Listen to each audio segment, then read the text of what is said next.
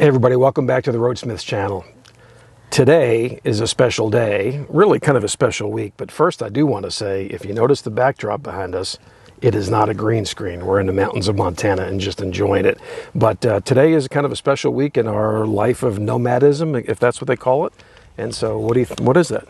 It's our 1 year nomadiversary. We've been on the road full time for a year now. I think she practiced saying that actually, because it's kind of a tongue twister. But yeah, we've been on the road for a year. So one of the things we wanted to do, really the thing we wanted to do in this video, is give you sort of the top 10 lessons that we learned. But first, I think what we really need to do is that we appreciate the subscription of a lot of people and the views that we get.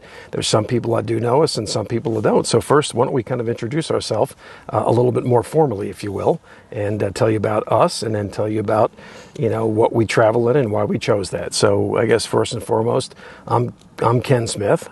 And I'm Pam. Been married 32 years to Pam. I had a career in sales and sales management for high-tech communication companies, and Pam was kind enough to be a stay-at-home mom and raise our 3 great children. Well, I'd say I was fortunate enough. Ken, I guess he allowed me the opportunity to stay at home and raise our kids. And she did a great job. We got 3 daughters, 2 in the Dallas area, 2 married, and 2 grandchildren in the Dallas area. And our youngest lives in Colorado. And stay tuned, because she's getting married this year, and we're headed there in September. So we'll try and bring you some of that as well. And we don't want to forget to introduce our faithful Australian Shepherd, Mika. She's a 10-year-old shadow for me, because I pretty much don't go anywhere without her under my feet. And she is an awesome traveler. She doesn't complain. She just goes with the flow. And one of the things she's been kind of whispering to me, she goes, I'm kind of the star of the show on your channel. I kind of want my own channel. So we're kind of working on the details about that.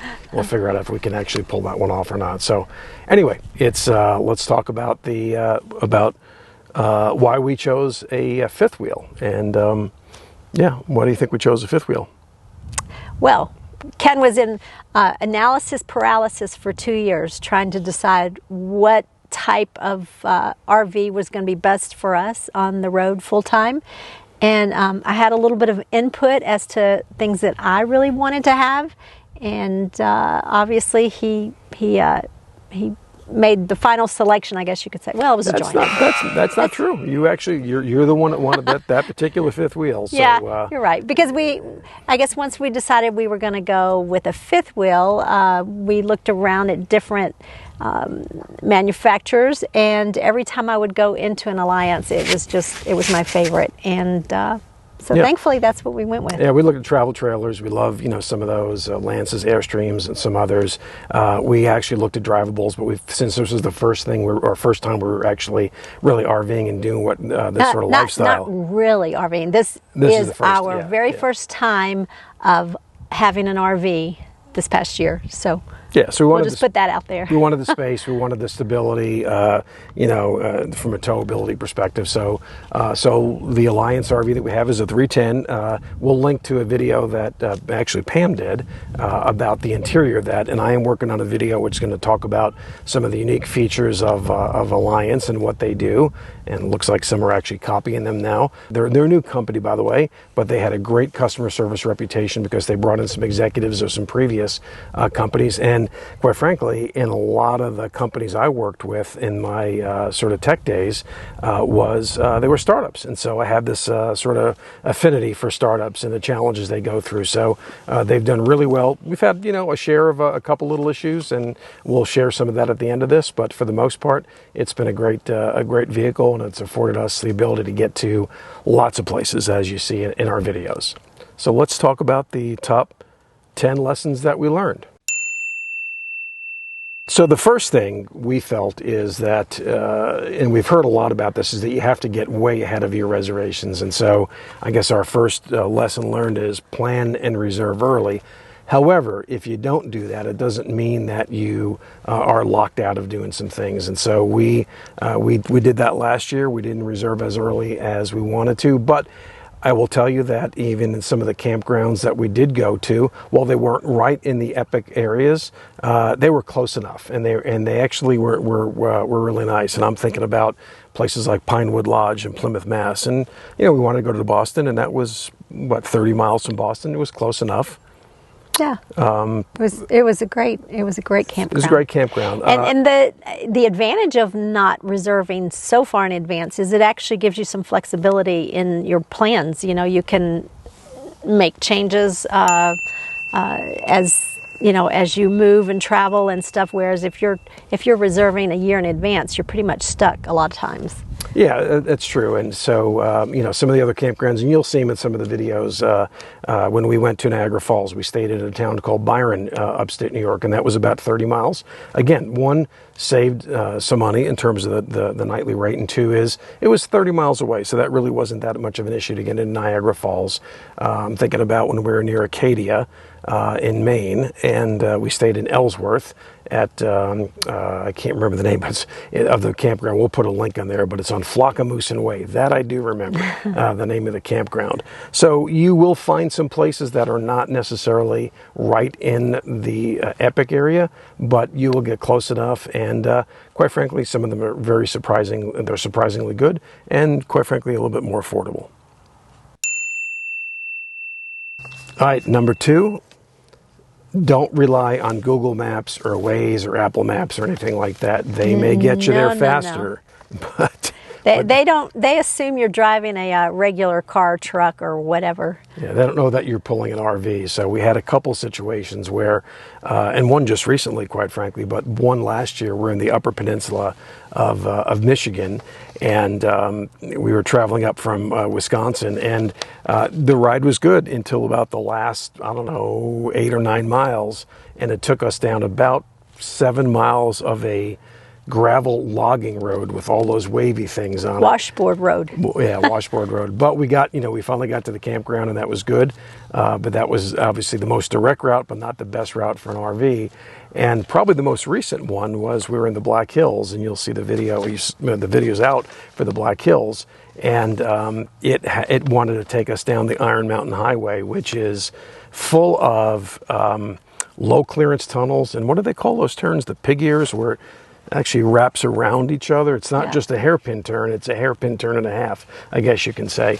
So Google Maps wanted to take us that way, but it actually, on their website, they gave you the right directions for RVers. We use an app also called Hammer, and I sort of have to look at that and make sure that works well. And I balance that with Google Maps. And so Hammer is a free app that is used for truckers. You can put in your height, your weight, and any restrictions and things like that. And for the most part, it does a pretty good job. But again, I always balance that.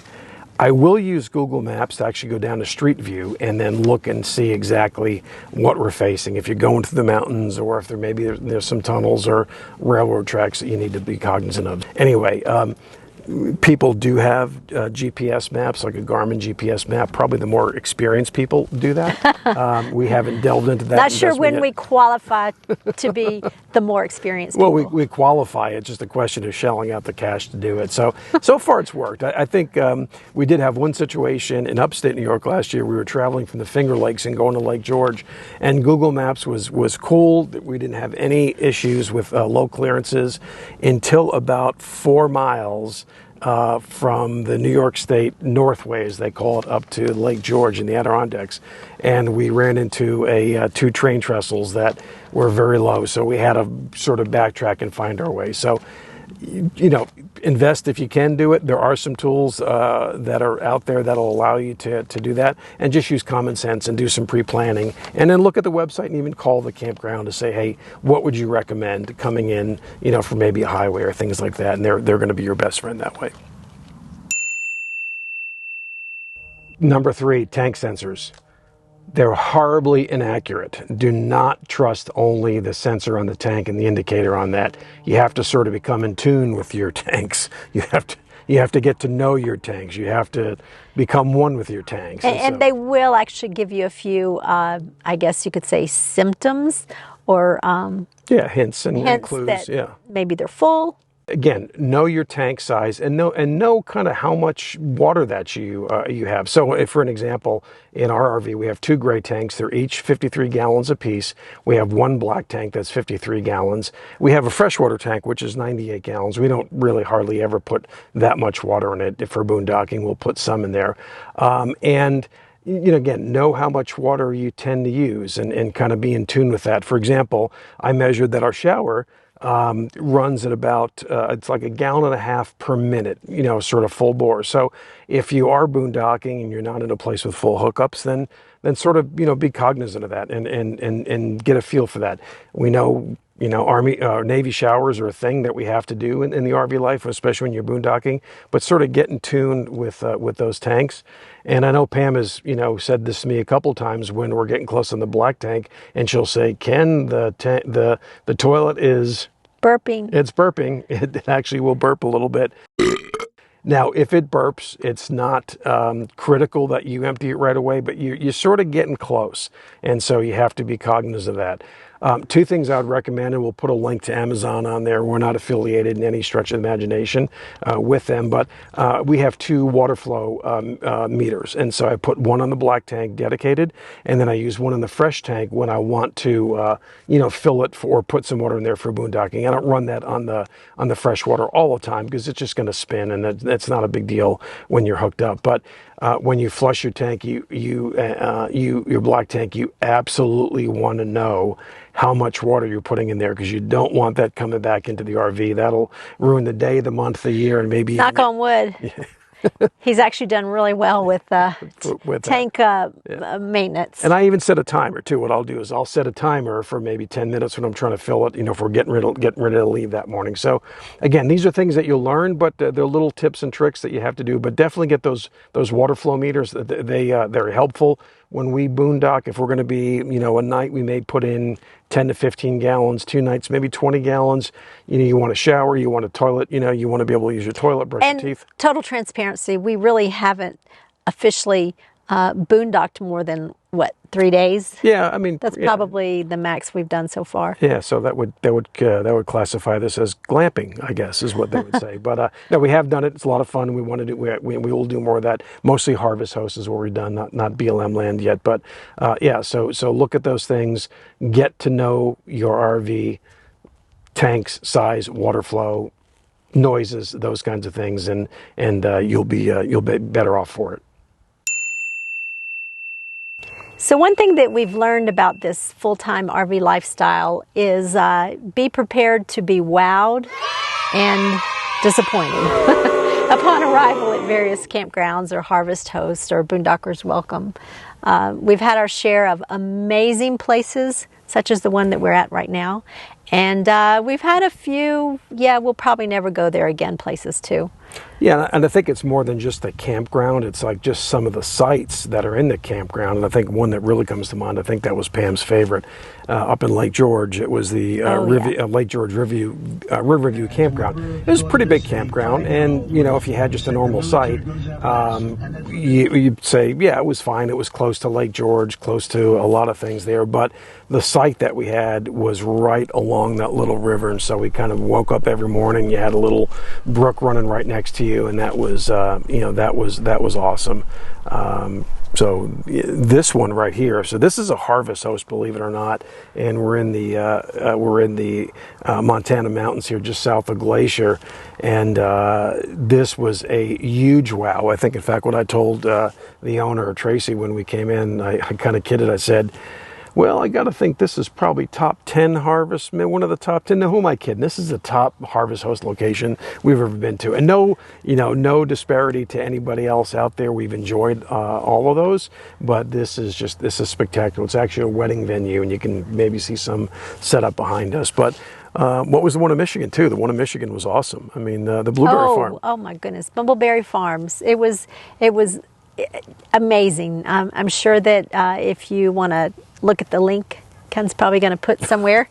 That side. I think it's that side. That side. Yeah. If you haven't seen it, take a look, because it was amazing. Yeah. So so picture this. Of course, our RV is over this way right now. You can't see it, but if we were here, the RV here, of course, where we are now, mountains in the backdrop. This is awesome. that would be 50 or so, maybe more acres of blueberries that you can go walk and pick. And so just again, be prepared to be wowed.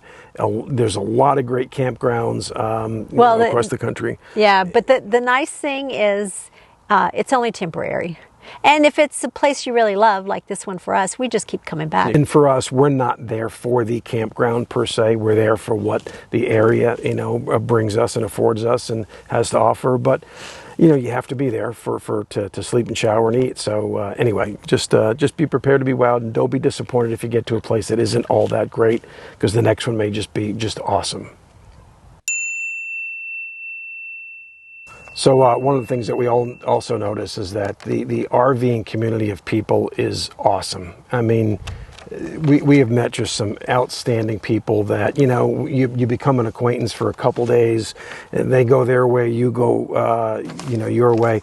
I will say this, I sort of thought at the beginning that we'd find people and we'd sort of maybe travel together and, they may be headed to the same place. It hasn't really worked out that way yet. Well, it hasn't for us. I think there are some, especially younger families that travel with kids that seem to kind of enjoy that type of community, or nobody likes us, which could be is a real possibility. But but again, the RV community, people are always willing to help with tips, tricks, lessons, shortcuts, help, those kinds whatever of things. help you might need. Campground owners too have been great. Harvest host owners have been great. We have run into a couple campgrounds where just we're not crazy about that in terms of maybe their attitude or their the way they maintain their campground, and I'm not going to mention any of those because it just wouldn't be prudent. I would say this: you know who you are, and you shouldn't be in the business if you're not going to put your best foot forward, because your competition does. Again, another example of where we are. The Silver Knot wedding venue here in Ronan, Montana, just been awesome. A lot of the harvest hosts, a lot of the campground owners, they'll do anything. We had one just recently where when we were in the Black Hills, where we had some issue with some wood pieces at our bedroom that had to get fixed, and our manufacturer Alliance sent us the pieces, but they were not cut to right size. The owner actually delivered the pieces, and I showed him they were the wrong size. Were like huge and had to be delivered by a freight truck. Yeah. Just to indicate the size. Yeah, I think they misunderstood inches to feet because it was like on a pallet. Anyway, so this is the Spokane Creek campground. I think his name was Brian, the owner of that campground. Came in, saw what the issue was. Said, I don't know if he's related to Tim Allen, but he said he's got the most awesome set of power tools, and so he actually made and fixed that for us. And he was truly a hero. He was amazing. Yeah. So I guess if any lesson that we can impart on you is that because that community of people is awesome, is pay it forward and be awesome right back to them. Well, you notice the sunglasses are off. Pam said the cool factor is now over because the sun's out of our eyes, so that's a good thing. Hopefully we keep the light here as we do this. But another thing we want to talk about is sort of drive time, drive distance. And, it's amazing because we're out here in the western part of the U.S. and speed limits in some of the interstates are 80 miles an hour.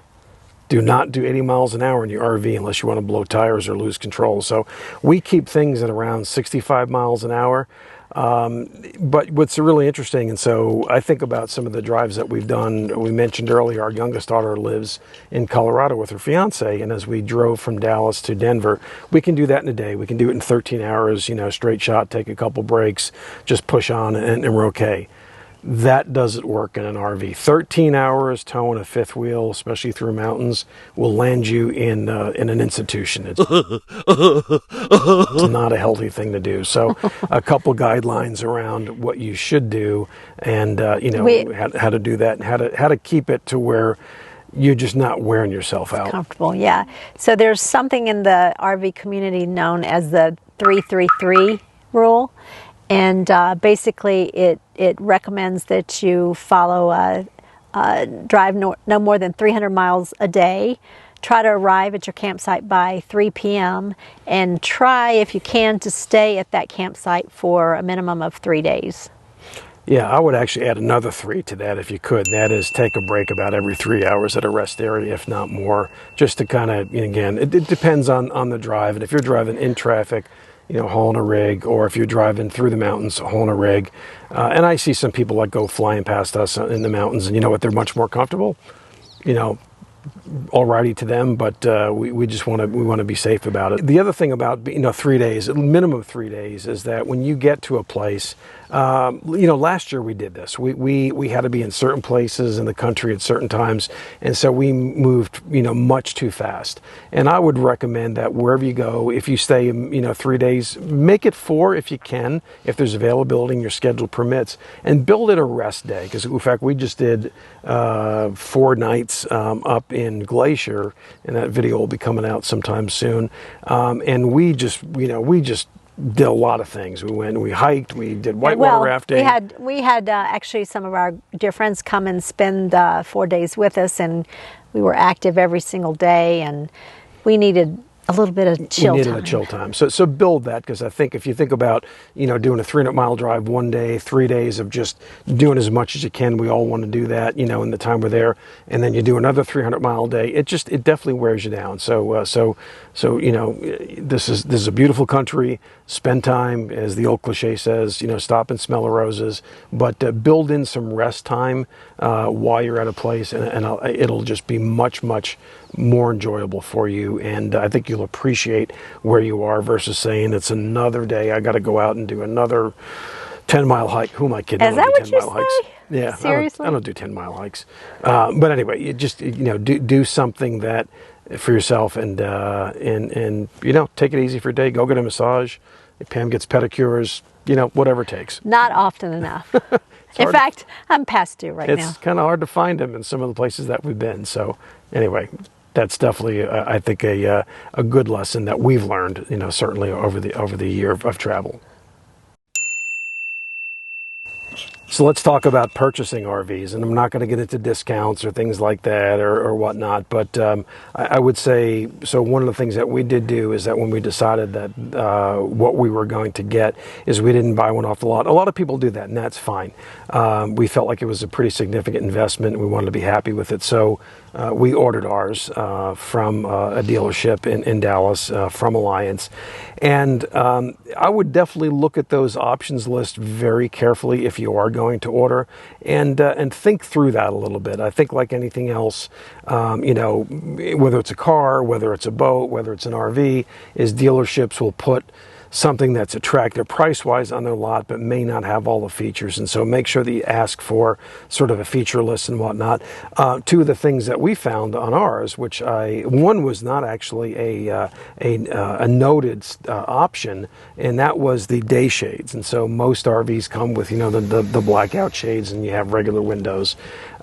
We had heard through the Alliance Facebook page that you can order the day shades from the factory direct, and so I inquired to our dealership about that, and they allowed us to order. It really wasn't very much, and you can't add them on afterwards, because from the manufacturer, the blind manufacturer, there are actually 2 rollers built into one bracket, and so it's not an easy, if at all, retrofit. Well, you could, but it probably wouldn't be the best. Well, MCD said you could. When I talked to MCD about it, they said when you just have to replace. You got to replace the whole thing, and that gets into major RV surgery, and nobody wants that. So definitely inquire. If you, whatever RV you choose, if you haven't chose one yet, is join their forums on their Facebook pages and whatnot, and ask questions, and you will find a lot of information about that.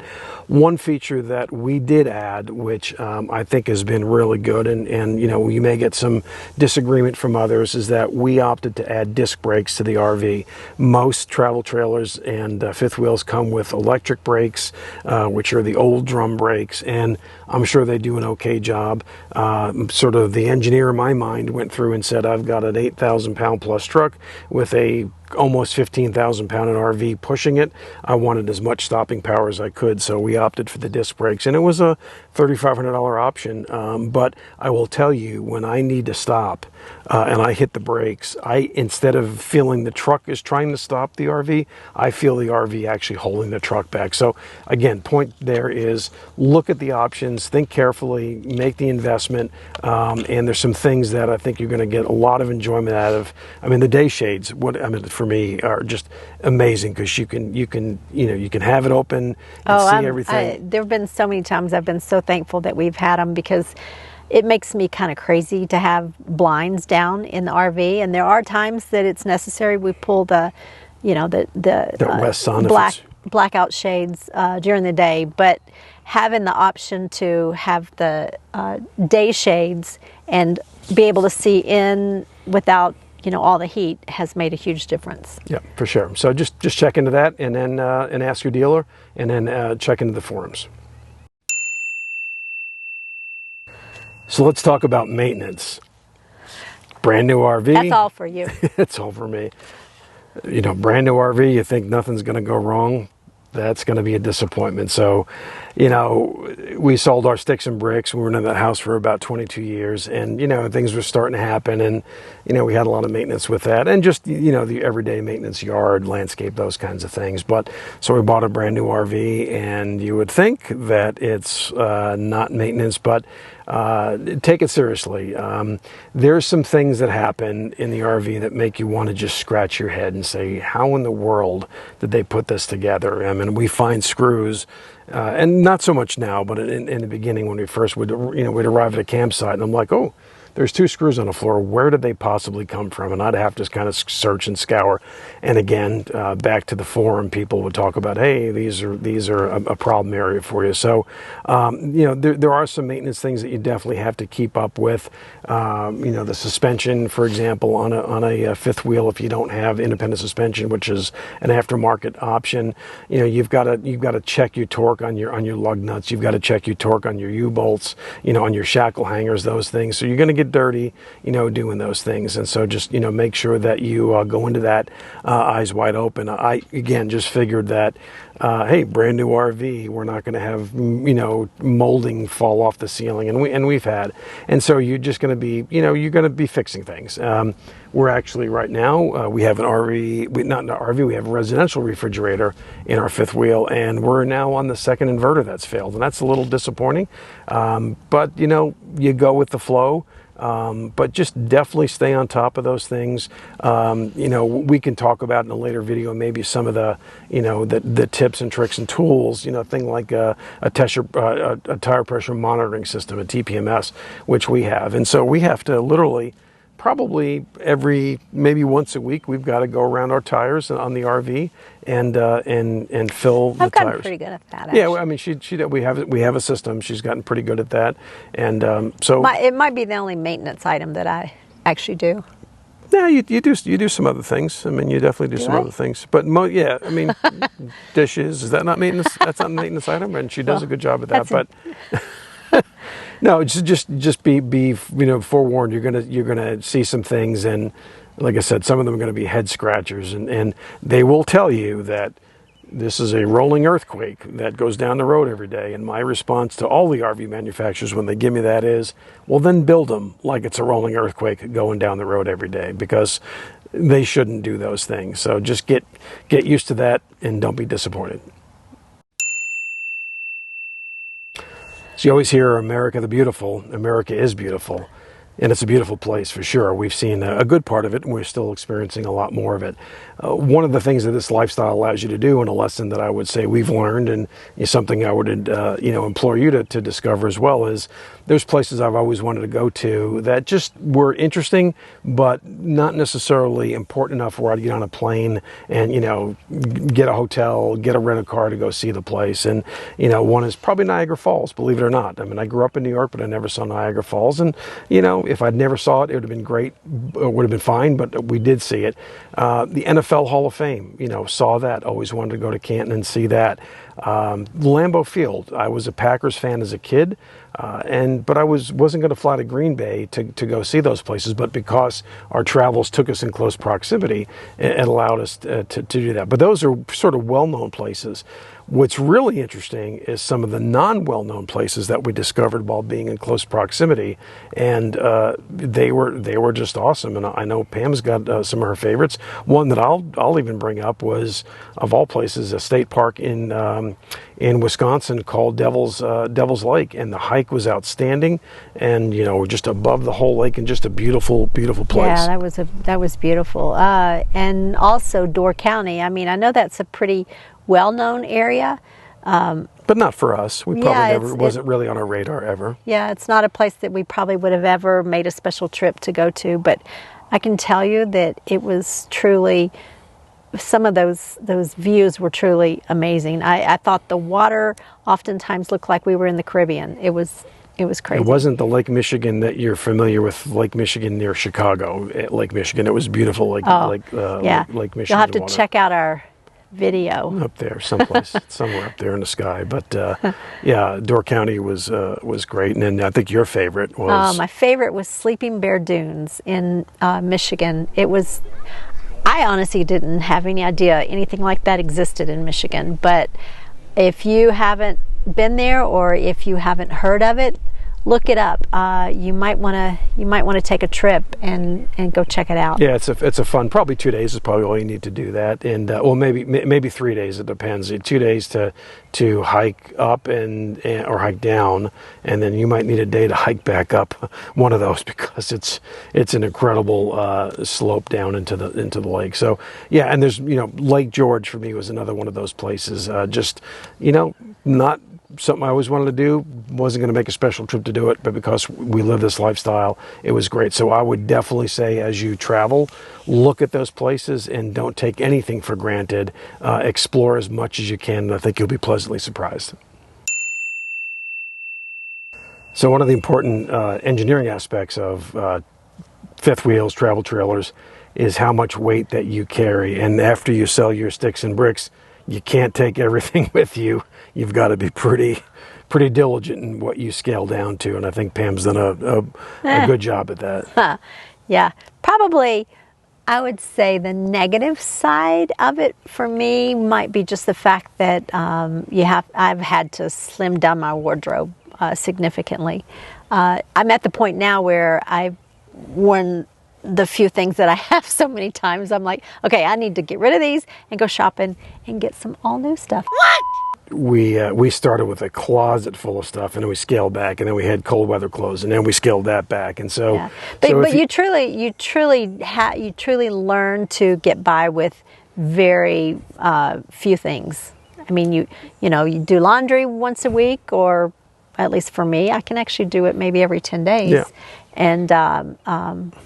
And it's good. Good. I mean, like anything else, common sense, just be cognizant of the place that you're traveling to, and then bring a variety of clothes for that, and just get used to the fact that if you don't have a YouTube channel, it won't matter so much, because may not meet the same people, but you may see us in the same clothes from time to time. Pretty sure that if you've watched our videos, you probably can name the items that I have in my wardrobe. Especially when we hike. When we hike, it's like there's a limited setting of hiking clothes. So, and that goes, that talks about appliances. We did a great video, Pam did a great video on the appliances that we use, just, really small scale versions of stuff that we had in our sticks and bricks. And so you should check that video out. And, even tools. I mean, I've had to scale back on tools, and the fact that we're full timing, I do require a lot of tools. But again, I have to be diligent about what I'm bringing, and will I really use that and need that? So that's an important thing. So once you get to that point where you think you're about right, cut back another 10%, and then maybe cut back another 10%, and that should put you right on plan. Well, I think that's the 10 things lessons that we learn, and there's more. We'll try to keep this at a reasonable level. But we do want to talk about a couple mistakes that we've made, and I think that's kind of important, because nothing's perfect, and this hasn't been perfect, and we've made a couple of those that we'd like to share with you as well. So as we were reviewing the mistakes that we made, we started putting together a list. And as I put together that list, I started to realize I've made all the mistakes. So Pam hasn't really made any mistakes. Well, the number one mistake probably was simply because of your lack of patience. Short temper? Short temper. Short Yeah, temper. for sure. That's right. I'm a New Yorker, short temper. So, yeah, so we were in a campground in New Jersey, and it actually was the campground where the owners probably shouldn't be in the business of being in the campground business. But we got in a little bit later than we wanted to, so we didn't get that 3 p.m. rule down pat for that particular one. And the sites were very cramped, very tight. Tried to get in, were sight. Tried to get in again a different way, and we had to get very close to a tree to kind of get that angle. And when I realized that I wasn't going to make it out of there, it was getting late. We were sort of hangry, and I probably hit the accelerator a little bit too fast on the truck. And when I did that, the ground gave away right next to where the tire was on, and the RV tilted over. Now, I'll show you video of what happened afterwards, but not video of actually when it happened, because that would have to be completely bleeped out numerous times based on the language that was being exchanged. But so what happened is we that ground gave out and the RV tilted, fifth wheel tilted over, and it hit the awning, and now we were sort of trapped on that tree, and I had to figure out a way to get around that.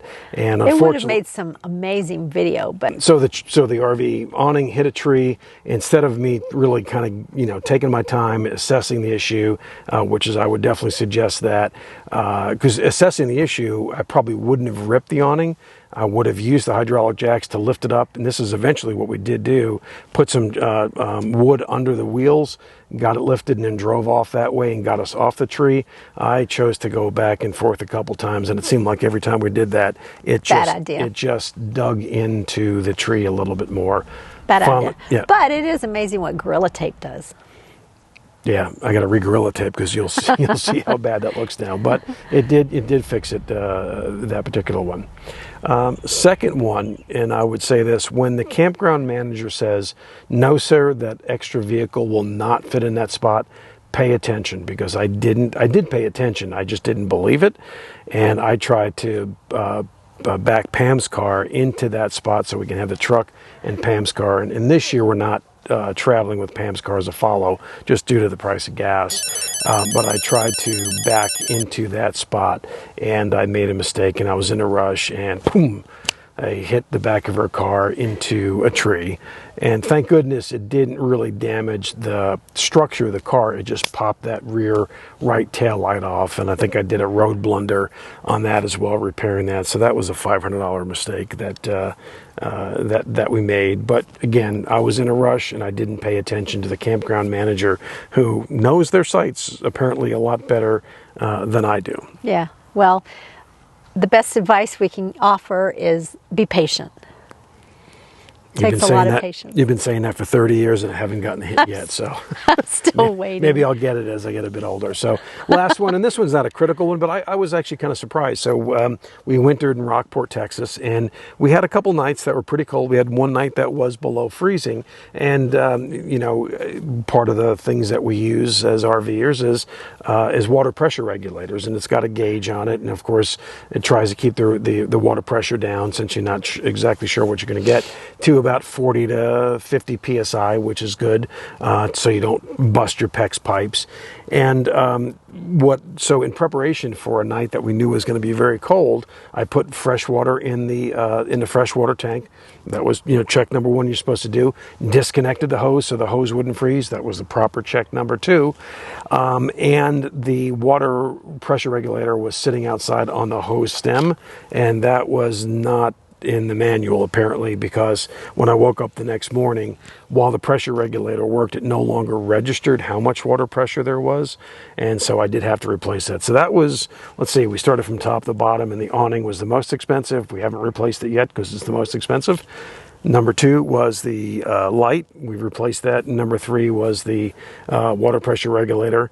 and that was $45. So that was pretty easy. So a couple of road blunders that we've done, and I'll be sure to, as soon as Pam makes a mistake, I'll be sure to get that video out right away. You won't have to wait for that one, because that'll give me some redemption. Anyway, that's the Roadsmiths first year in review. Hope you go back and look at some of the videos, and we'd love for you to subscribe if you haven't already, and give us a like and hit that bell, and you'll be notified of new videos coming out. We got some really good stuff coming out. We've done some really cool things, and we're just getting started for this year's trip. So make sure to leave a comment, because that actually makes the interaction between us even that much more enjoyable. Yeah, and you can tell me that I'm the one that makes the mistakes, because so far that's been true. So thanks for watching our channel, and hope you enjoy it, and we look forward to bringing some more great content coming up. Say bye, Mika. Thanks for watching.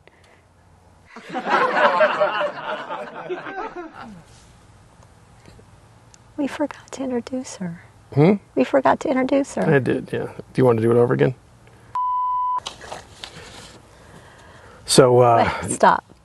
You looked like you were like when? just then when you Okay, started. well, but I'm going to cut it. Okay. Okay, hang on a second. Smile or something. You were just like, Yeah. no, that's not a good place for it. Okay. Whatever. Places that we haven't necessarily known about. No, Not. hang on, stop. That's not true. It's not I places. know.